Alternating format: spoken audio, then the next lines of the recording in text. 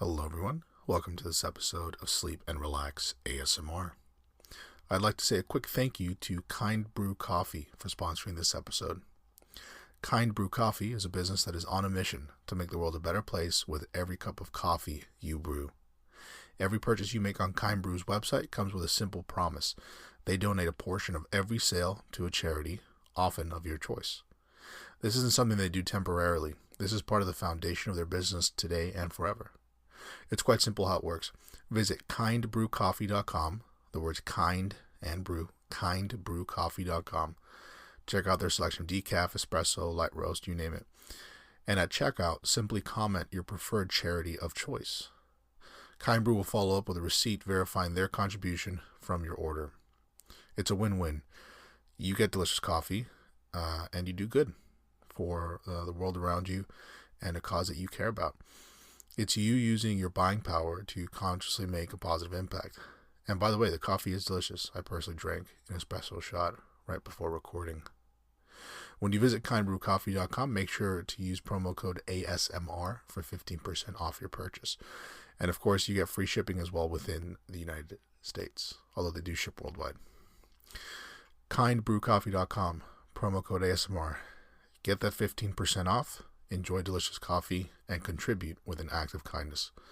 Thanks to Kind Brew Coffee, and now let's jump into this episode. Hello everyone, welcome to another episode of Sleep and Relax ASMR. Today, we'll be reading at least a couple chapters of The Canterville Ghost by Oscar Wilde. I found this on feedbooks.com, I think it is. Should be a public domain work by this point. Anyway, Oscar Wilde is one of the very few authors that I remember reading some of his work in school, and so I always enjoyed it for the most part. I was really not a big reader. I wish I were, but I saw this available on Feedbooks, and I figured should read it. Why not? The title alone kind of piqued my interest, and the fact it's Oscar Wilde kind of sealed the deal for me. So let's jump into it. The Canterville Ghost by Oscar Wilde, Chapter 1. When Mr. Hiram B. Otis, this is a real name, Hiram B. Otis, I'm not making this up. When Mr. Hiram B. Otis, the American minister, bought Canterville Chase, everyone told him he was doing a very foolish thing, as there was no doubt at all that this place was haunted. Indeed, Lord Canterville himself, who was a man of the most punctilious honor, I'm not sure what that word is, had felt it his duty to mention the fact to Mr. Otis when they came to discuss terms. "We have not cared to live in the place ourselves," said Lord Canterville, "since my grand aunt, the Dowager Duchess of Bolton, was frightened into a fit from which she never really recovered, by two skeleton hands being placed on her shoulders as she was dressing for dinner, and I feel bound to tell you, Mr. Otis, that the ghost has been seen by several living members of my family, as well as by the rector of the parish, the Reverend Augustus Dampier, who is a fellow of King's College, Cambridge. After the unfortunate accident to the Duchess, none of our younger servants would stay with us, and Lady Canterville often got very little sleep at night, in consequence of the mysterious noises that came from the corridor and the library." "My lord," answered the minister, "I will take the furniture and the ghosts at a valuation. I come from a modern country, where we have everything that money can buy, and all of our spry young fellows painting the old world red, and carrying off our best actors and prima donnas. I reckon that if there was such a thing as a ghost in Europe, we'd have it at home in a very short time in one of our public museums or on the road as a show." "I fear that ghosts exist," said Lord Canterville, smiling, "though it may have resisted the overtures of your enterprising impresarios. It has been well known for 3 centuries, since 1584 in fact, and always makes its appearance before the death of any member of our family." "Well, so does a family doctor for that matter, Lord Canterville. But there is no such thing, sir, as a ghost. And I guess the laws of nature are not going to be suspended for the British aristocracy. You are certainly very natural in America, answered Lord Canterville, who did not quite understand Mr. Otis's last observation. And if you don't mind a ghost in the house, it is all right. Only you must remember that I warned you. A few weeks after this, the purchase was concluded, and at the close of the season, the minister and his family went down to Canterville Chase. Mrs. Otis, who, as Miss Lucretia R. Tappan of West 53rd Street, had been a celebrated New York belle, was now a very handsome middle-aged woman with fine eyes and a superb profile. Many American ladies, on leaving their native land, adopt an appearance of chronic ill health, under the impression that it is a form of European refinement. But Mrs. Otis had never fallen into this error. She had a magnificent constitution and a really wonderful amount of animal spirits. Indeed, in many respects, she was quite English, and was an excellent example of the fact that we have really everything in common with America nowadays, except, of course, language. Her eldest son, christened Washington by his parents in a moment of patriotism, which he never ceased to regret, was a fair-haired, rather good-looking young man who had qualified himself for American diplomacy by leading the German at the Newport Casino for 3 successive seasons, and even in London was well known as an excellent dancer. Gardenias and the peerage were his only weaknesses. Otherwise, he was extremely sensible. Miss Virginia E. Otis was a little girl of 15, lovely as a fawn, and with a fine freedom in her large blue eyes. She was a wonderful Amazon, and had once raced old Lord Bilton on her pony twice around the park, winning by a length and a half, just in front of the Achilles statue, to the huge delight of the young Duke of Cheshire, who proposed for her on the spot, and was sent back to Eton that very night by his guardians in floods of tears. After Virginia came the twins, who were usually called the Stars and Stripes, as they were always getting swished. They were delightful boys, and with the exception of the worthy minister, the only true Republicans of the family. As Canterville Chase is 7 miles from Ascot, the nearest railway station, Mr. Otis had telegraphed for a wagonette to meet them, and they started on their drive in high spirits. It was a lovely July evening, and the air was delicate with the scent of the pine woods. Now and then they heard a wood pigeon brooding over its sweet voice, or saw, deep in the rustling fern, the burnished breast of the pheasant. Little squirrels peered at them from the tree branches as they went by, and the rabbits scudded away through their bushwood and over the mossy knolls with their white tails in the air. As they entered the avenue of Canterville Chase, however, the sky became suddenly overcast with clouds. A curious stillness seemed to hold the atmosphere.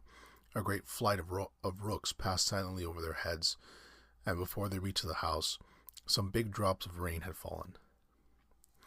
Standing on the steps to receive them was an old woman, neatly dressed in black silk, with a white cap and apron. This was Mrs. Umney, the housekeeper, who Mrs. Otis, at Lady Canterville's earnest request, had consented to keep on in her former position. She made them each a low curtsy as they alighted, and said in a quaint old-fashioned manner, "I bid you welcome to Canterville Chase." Following her, they passed through the fine Tudor hall into the library, a long, low room, panelled in black oak, at the end of which was a large stained-glass window. Here they found tea laid out for them, and after taking off their wraps, they sat down and began to look round, while Mrs. Umney waited on them. Suddenly, Mrs. Otis caught sight of a dull red stain on the floor just by the fireplace, and, quite unconscious of what it really signified, said to Mrs. Umney, "I am afraid something has been spilt there."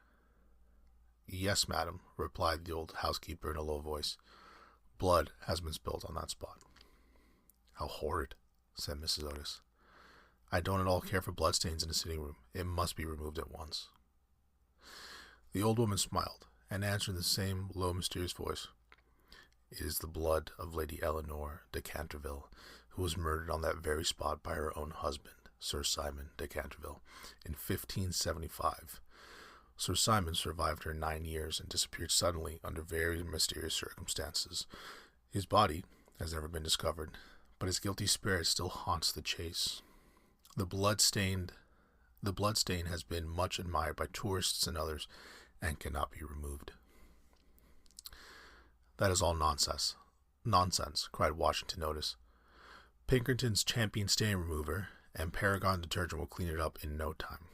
And before the terrified housekeeper could interfere, he had fallen upon his knees and was rapidly scouring the floor with a small stick of what looked like a black cosmetic. In a few moments, no trace of the bloodstain could be seen.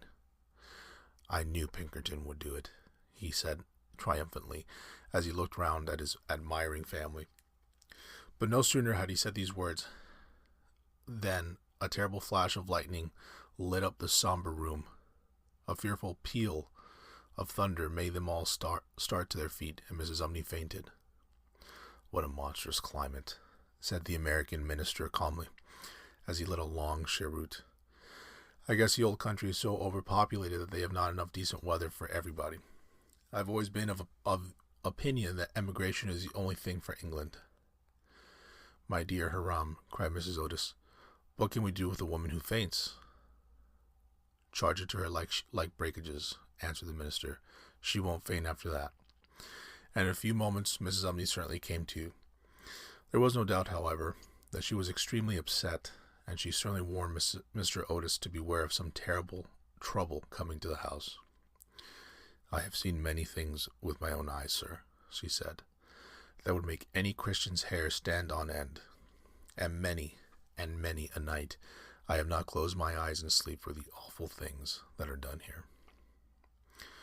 Mr. Otis, however, and his wife, warmly assured the honest soul that they were not afraid of ghosts, and, after invoking the blessings of Providence on her new master and mistress, and making arrangements for an increase of salary, the old housekeeper tottered off to her own room.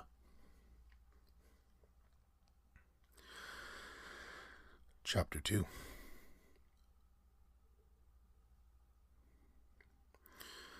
The storm raged fiercely all that night, but nothing of particular note occurred. The next morning, however, when they came down to breakfast, they found the terrible stain of blood once again on the floor. I don't think it can be fault of the Paragon detergent, said Washington, for I have tried it with everything. It must be the ghost. He accordingly rubbed out the stain a second time, but the second morning it appeared again. The third morning also it was there. Though the library had been locked up at night by Mr. Otis himself, and the key carried upstairs, the stain continued to appear. The whole family were now quite interested. Mr. Otis began to suspect that he had been too dogmatic in his denial of the existence of ghosts. Mrs. Otis expressed her intention of joining the psychical society, and Washington prepared a long letter to Messrs. Myers and Podmore. Messrs. Myers and Podmore on the subject of the permanence of sanguineous stains when connected with crime. Sorry, some of these, trying to read this and it's difficult. That night, all doubts about the objective existence of phantasma were removed forever. The day had been warm and sunny, and in the cool of the evening, the whole family went out to drive. They did not return home until 9 o'clock, when they had a light supper. The conversation in no way turned upon ghosts, so there were not even those primary conditions of receptive expectation which so often precede the presentation of psychical phenomena. The subjects discussed, as I have since learned from Mr. Otis, were merely such as form the ordinary conversations of cultured Americans of the better class, such as the immense superiority of Miss Fanny Davenport over Sarah Bernhardt as an actress, the difficulty of obtaining green corn, buckwheat cakes, and hominy even in the best English houses, the importance of Boston in the development of the world's soul, the advantages of the baggage check system in railway traveling, and the sweetness of the New York accent as compared to the London drawl. No mention at all was made of the supernatural, nor was Sir Simon de Canterville alluded to in any way. At 11 o'clock the family retired, and by 1:30 all the lights were out. Some time after that, Mr. Otis was awakened by a curious noise in the corridor outside his room. It sounded like the clank of metal and seemed to be coming nearer every moment. He got up at once, struck a match, and looked at the time. It was exactly 1 o'clock. He was quite calm and felt his pulse, which was not at all feverish. The strange noise still continued, and with it he heard distinctly the sound of footsteps. He put on his slippers, took a small oblong file out of his dressing case, and opened the door. Right in front of him he saw, in the wan mooning, an old man of terrible aspect. His eyes were as red burning coals. Long gray hair fell over his shoulders in matted coils. His garments, which were of antique cut, were soiled and ragged, and from his wrists and ankles hung heavy manacles and rusty gyves. I'm not sure what that means. "My dear sir," said Mr. Otis, "I really must insist on your oiling those chains, and have brought you for that purpose a small bottle of the Tammany Rising Sun lubricator. It is said to be completely efficacious upon one application, and there are several testimonials to that effect on the wrapper from some of our most eminent native divines. I shall leave it here for you by the bedroom candles, and will be happy to supply you with more should you require it." With these words, the United States minister laid the bottle down on a marble table and, closing his door, retired to rest. For a moment the Canterville ghost stood quite motionless in natural indignation. Then, dashing the bottle violently upon the polished floor, he fled down the corridor, uttering hollow groans and emitting a ghastly green light. Just, however, as he reached the top of the great oak staircase, a door was flung open. 2 little white-robed figures appeared, and a large pillow whizzed past his head. There was evidently no time to be lost, so, hastily adopting the 4th dimension of space as a means of escape, he vanished through the wainscoting, and the house became quite quiet. On reaching a small secret chamber in the left wing, he leaned up against a moonbeam to recover his breath, and began to try and realize his position. Never, in a brilliant and uninterrupted career of 300 years, had he been so grossly insulted. He thought of the dog-wagger Duchess, whom he had frightened to a fit as she stood before the glass in her lace and diamonds. Of the 4 housemaids who had gone off into hysterics when he merely grinned at them through the curtains of one of the spare bedrooms.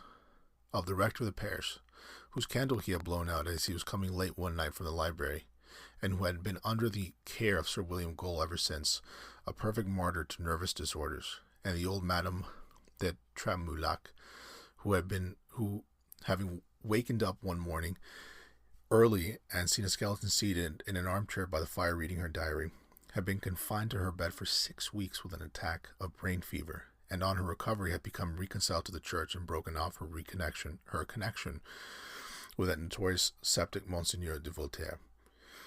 He remembered the terrible night when the wicked Lord Canterville was found choking in his dressing room, with a knave of diamonds halfway down his throat, and confessed just before he died that he had cheated Charles James Fox out of 50,000 pounds, at Croxford's by means of that very card, and swore that the ghost had made him swallow it. All his greatest achievements came back to him again, from the butler who had shot himself in the pantry because he had seen a green hand tapping at the window pane, to the beautiful Lady Stuffield, who was always obliged to wear a black velvet band around her throat to hide the mark of 5 fingers burnt upon her white skin, and who drowned herself at last in the carp pond at the end of King's Walk. With the enthusiastic egotism of the true artist, he went over his most celebrated performances and smiled bitterly to himself as he recalled to mind his last appearance as Red Reuben, or the Strangled Babe, his debut as Gaunt Gibbon, the bloodsucker of Bexley Moor, and the furore he had excited one lovely June evening by merely playing 9 pins with his own bones upon the lawn tennis ground. And after all this, some wretched modern Americans were to come and offer him the Rising Sun lubricator and throw pillows at his head. It was quite unbearable. Besides, no ghost in history had ever been treated in this manner. Accordingly, he determined to have vengeance and remained till daylight in an attitude of deep thought.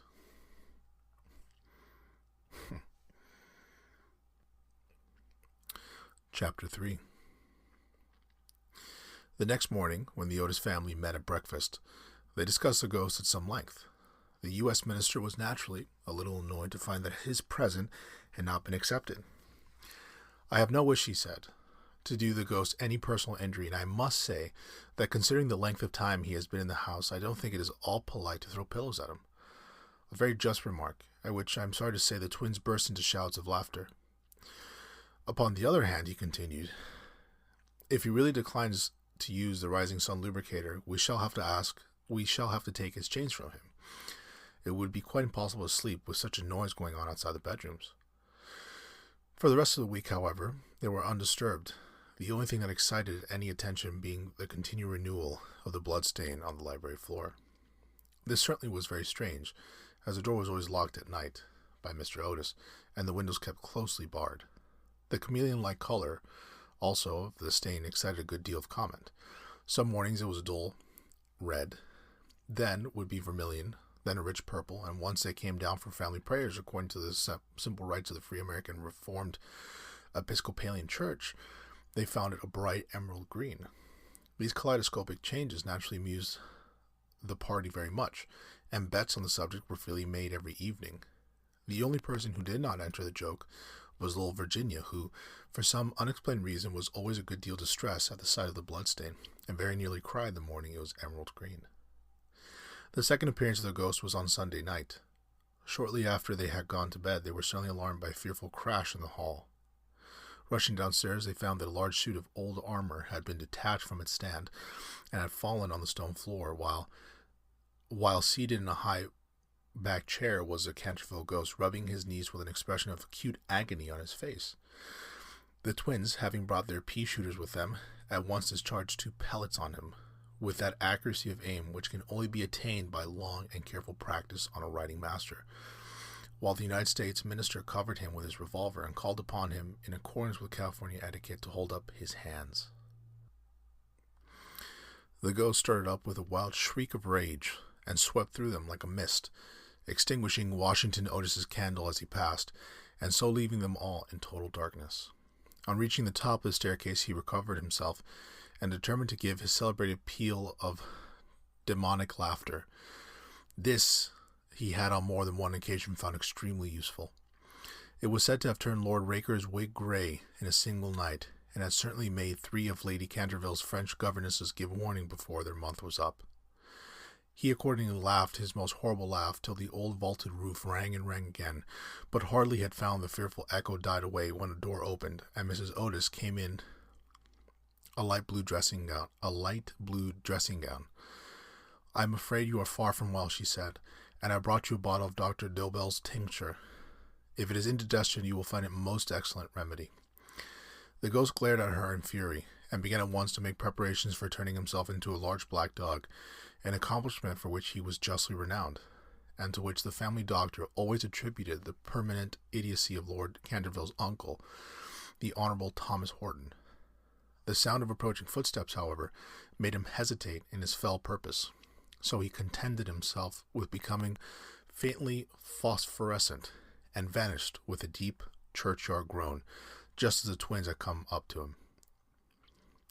On reaching his room, he entirely broke down, and became a prey to the most violent agitation. The vulgarity of the twins and the gross materialism of Mrs. Otis were naturally extremely annoying, but what really distressed him most was that he had been unable to wear the suit of mail. He had hoped that even modern Americans would be thrilled by the sight of a spectre in armor, if for no more sensible reason, at least out of respect for their national poet Longfellow, over whose graceful and attractive poetry he himself had wailed away many a weary hour when the Cantervilles were up in town. Besides, it was his own suit. He had worn it with great success in the Kenilworth tournament, and had been highly complimented on it by no less a person than the Virgin Queen herself. Yet when he had put it on, he had been completely overpowered by the weight of the huge breastplate and steel casque, and had fallen heavily on the stone pavement, barking both his knees severely and bruising the knuckles on his right hand. For some days after he was extremely ill, and hardly stirred out of his room at all, except to keep the bloodstain in proper repair. However, by taking great care of himself, he recovered, and resolved to make a third attempt to frighten the United States minister and his family.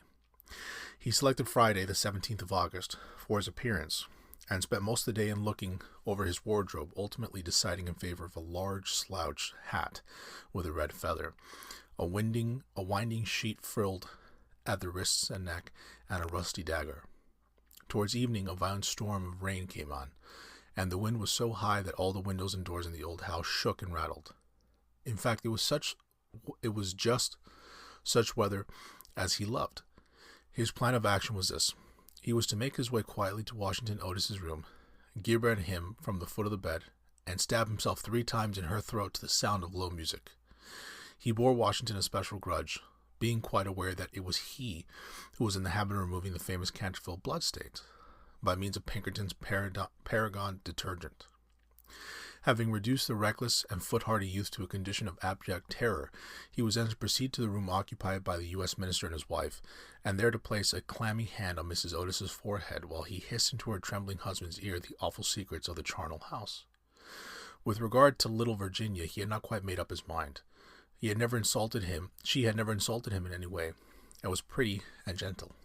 A few hollow groans from the wardrobe, he thought, would be more than sufficient.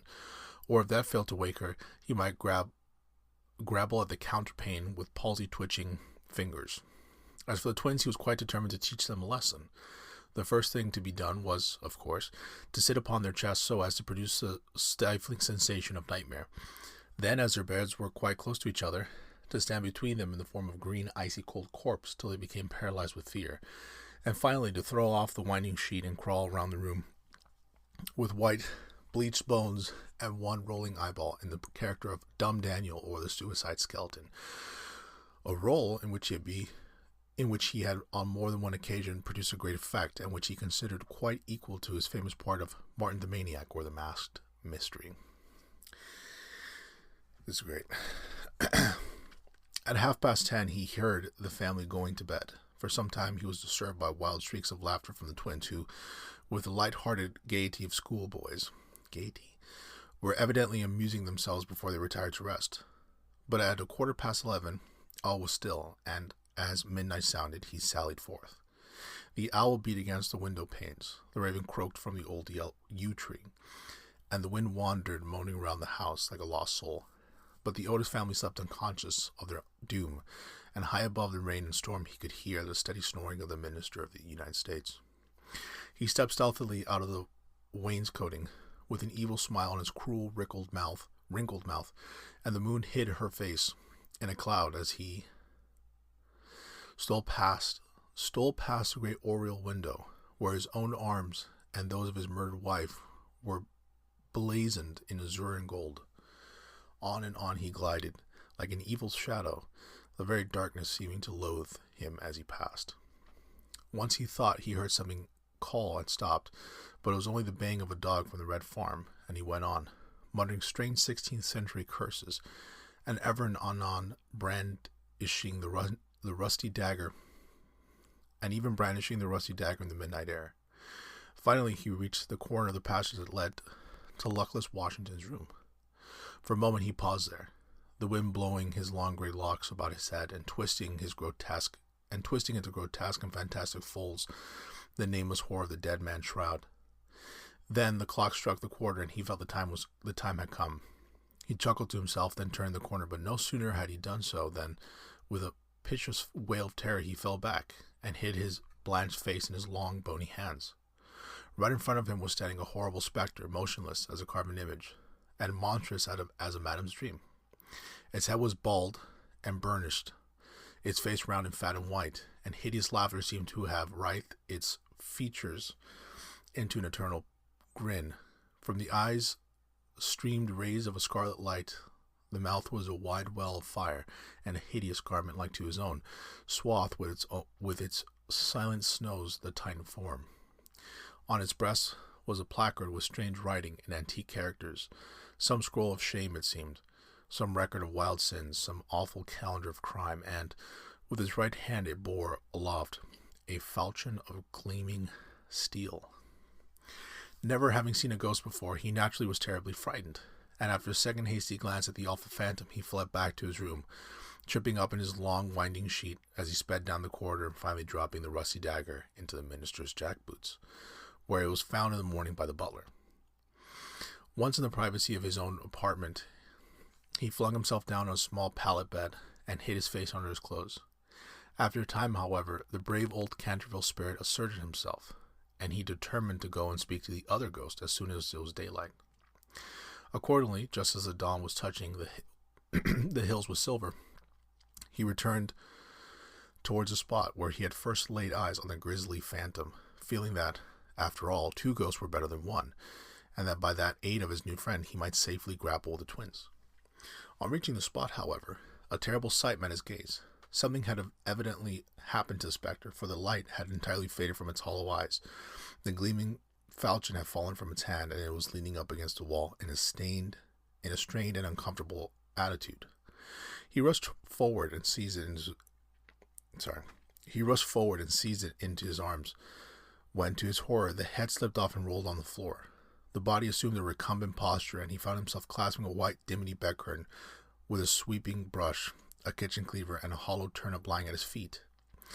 Unable to understand this curious transformation, he clutched the placard with feverish haste, and there, in the grey morning light, he read these fearful words: "Ye Otis ghost, ye only true and original spook, beware of ye imitations, and others are counterfeit." The whole thing flashed across him. He had been tricked, foiled, and outwitted. The old Canterville